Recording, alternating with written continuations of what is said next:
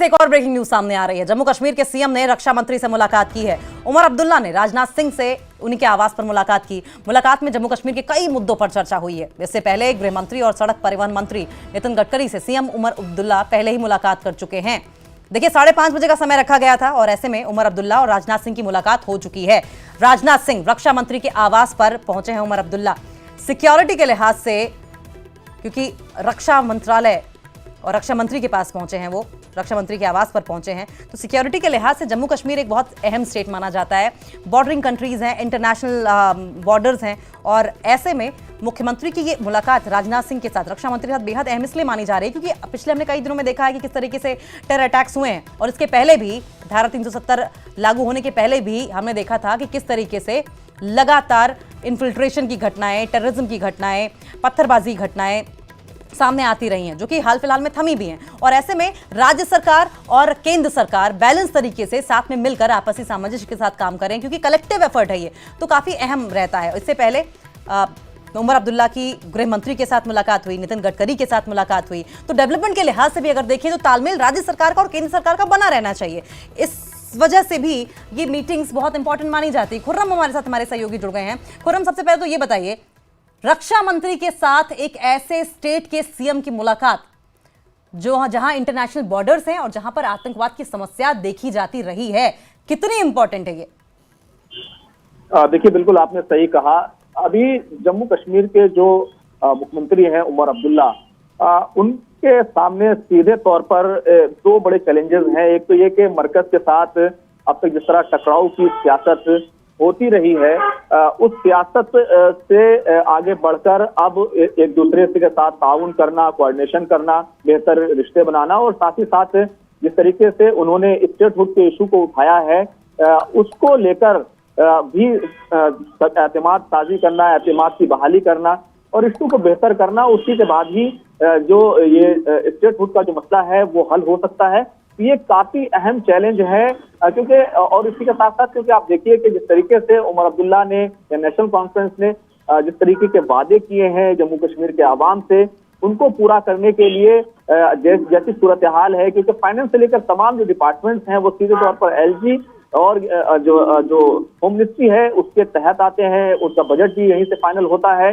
तो उन तमाम चीजों को लेकर जो है कहीं ना कहीं अपने पीछे एक पूरी हिमायत हासिल करना, समर्थन हासिल करना, ये काफी अहम हो जाता है। और अभी आप देखिए कि कल वजीर दाखिला अमित शाह से मुलाकात हुई और उसके बाद सुबह वजीर ट्रांसपोर्ट नितिन गडकरी से मुलाकात हुई और अब रक्षा मंत्री से मुलाकात हुई। तो बताया जा रहा है कि और भी कई मुलाकातें हैं जो सरकार के बड़े चेहरे हैं, जो बड़े मंत्रालय हैं, उनसे जरूर ये मुलाकातें होंगी। तो सीधे तौर पर जम्मू कश्मीर की सियासत में जिस तरीके का टकराव मरकज के साथ देखा जाता रहा है, उनको बेहतर करना कि अब सरकार बन गई है, अब सियासत से आगे बढ़कर मरकज के साथ वो किस तरीके से कोऑर्डिनेशन बनाकर चलेंगे और वहां पर स्टेटहुड के लिए सभी को रजामंद करना, उन्हें मुत्तफिक करना, ये काफी बड़ा चैलेंज है। और इसी के लिए उमर अब्दुल्ला लगातार अलग अलग सिरों से अलग अलग जो वज़रा हैं, अलग अलग जो मंत्री हैं, उनसे मुलाकात कर रहे हैं। और रक्षा के जिस तरीके से आपने कहा कि पाकिस्तान का बॉर्डर पे शेयर होता है, जिस तरीके से वहां पर आतंकवाद का इशू है और जिस तरह की घटनाएं अभी टारगेट किलिंग की बढ़ी हैं, ऐसी सूरत हाल में ये काफी अहम हो गया है कि स्टेट और सेंटर दोनों मिलकर काम करें और उसी के तहत ये मुलाकात काफी अहम थी। और इसी के साथ साथ जो बहुत सारे जो सरहद पर बॉर्डर पर जिस तरीके की सूरत हाल है, वहां पर जो डेवलपमेंट की जरूरतें हैं, वहां से जो बजट की जरूरतें हैं, वो तमाम चीजें अहम हो जाती हैं। और यही वजह है उमर अब्दुल्ला लगातार मुलाकातें कर रहे हैं। तो बताया जा रहा है कि जल्द ही वज़ीर आज़म से भी मुलाकात करेंगे। प्राइम मिनिस्टर से भी मुलाकात होगी, इसका बताइएगा कि कब मुलाकात संभव है। लेकिन ये बहुत इंपॉर्टेंट है, खासकर जम्मू कश्मीर जैसे स्टेट के लिए। अब तो यूनियन टेरिटरी है, यूनियन टेरिटरी जिस तरह से है जम्मू कश्मीर, बहुत इंपॉर्टेंट है कि केंद्र सरकार का और यूनियन टेरिटरी में जो सरकार है उसके बीच में तालमेल बना रहे, डेवलपमेंट के लिहाज से, एजुकेशन के लिहाज से, हर लिहाज से। देखिए, ये बड़ी चुनौती है कि वजीर आला उमर अब्दुल्ला वो कहीं ना कहीं सेंटर के साथ मिलकर ही आगे बढ़ सकते हैं, क्योंकि उनके हाथ में बहुत ज्यादा कुछ है नहीं। अब तक जिस तरीके से उन्होंने फुल सीएम के तौर पर काम किया था, यूनियन टेरिटरी के सीएम के तौर पर काम करना उनके लिए काफी मुश्किल भरा हो सकता है और इस मुश्किल को हल करने के लिए उन्हें मरकज से हिमायत हासिल करनी होगी। वजीर आजम से मुलाकात के लिए जैसा कि उन्होंने पहले भी कहा है कि वो जिस तरीके से मुकम्मल रियासत का दर्जा चाहते हैं, उसके लिए वजीर आजम का मुत्तफिक होना और उन्हें इस बात पर रजामंद करना कि जम्मू कश्मीर के जो हालात हैं उसमें रियासत का दर्जा बहाल किया जा सकता है, क्योंकि इस तरह के बयानात जरूर आते रहे हैं कि जिस तरह के हालात हैं जब तक वो ठीक नहीं होते उसमें मुकम्मल रियासत के दर्जे की बहाली शायद उतनी जो है उस तरीके से उसको जल्द फैसला लेना आसान नहीं होगा, क्योंकि कई भारतीय जनता पार्टी के लीडर्स हैं, उनकी तरफ से इस तरह के बयानात आए हैं। ऐसे में वो सभी लोगों को एक जो है कोऑर्डिनेशन बनाने की जो है उनकी कोशिश है।